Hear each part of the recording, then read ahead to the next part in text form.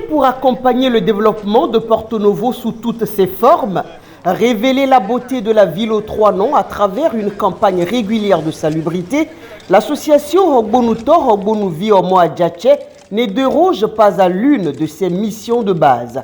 Comme c'est inscrit dans son plan d'action, tous les derniers samedis du mois, un quartier est choisi pour son nettoyage à fond.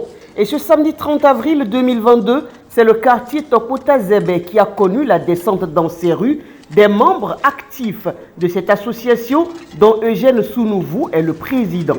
Tel que la ville se transforme actuellement, nous devons accompagner les autorités locaux. Et notre but, nos objectifs, et nous avons la sensibilisation et la campagne de salubrité tous les samedis du mois. Nous venons en soutien au CA et au CQ.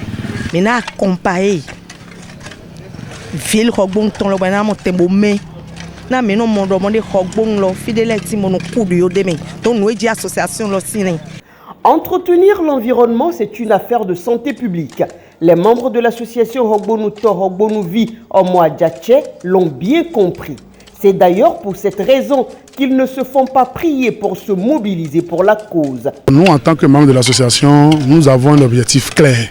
C'est de faire de la ville capitale une ville propre. Et c'est ce qui nous a motivés à être ici présents parce que tous les derniers samedis du mois, nous organisons une campagne de salubrité pour montrer à la population que nous devons tout faire pour que notre environnement soit propre. Et même il y a la loi qui a été votée sur l'hygiène qui dit que nous devons entretenir notre environnement. Et autant que nous sommes, nous devons tout faire. On ne va pas attendre les gouvernants ni les élus locaux pour que notre quartier soit propre. Et c'est ce qui m'a beaucoup motivé. Et nous sommes là pour rendre notre quartier propre. Le ministre de l'Énergie, Dona Jean-Claude Oussou, fils de Porto Novo, et son épouse sont tous deux membres de cette association de développement. Ils se sont joints au mouvement, cette fois-ci, pour dire que la propreté est une affaire de tous. En tant que membre Hogbonuvi Hogbonutor, on doit être présent à côté de cette association. Parce qu'on voit tout ce qu'ils font sur le terrain. L'insalubrité, il y en a partout. Quand on passe dans les endroits, c'est impossible. Il y a plein de sachets noirs. Il faut qu'on essaye d'éliminer les sachets noirs, de prendre nos quartiers, nos responsabilités dans nos quartiers. Et comme cette association est venue à Tokota pour prendre cette responsabilité, donc on doit être à côté d'eux. Vous avez constaté que nous avons beaucoup de nos rues et ruelles qui sont sales, où il y a beaucoup d'herbes. Moi j'invite en fait tous nos frères et sœurs de Porto Novo à faire comme ça se faisait en temps, parce que ça c'est un souvenir de la période de la Révolution où la campagne de salubrité mensuelle était une obligation publique.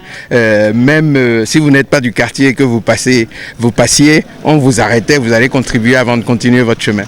Non, on n'est pas là à ce niveau d'exigence aujourd'hui parce qu'il y a de la liberté, plus de liberté dans le pays, mais cette liberté doit engendrer aussi une responsabilité individuelle de chacun pour contribuer à l'œuvre de la cité. Et cette œuvre particulièrement concerne la propreté de notre ville.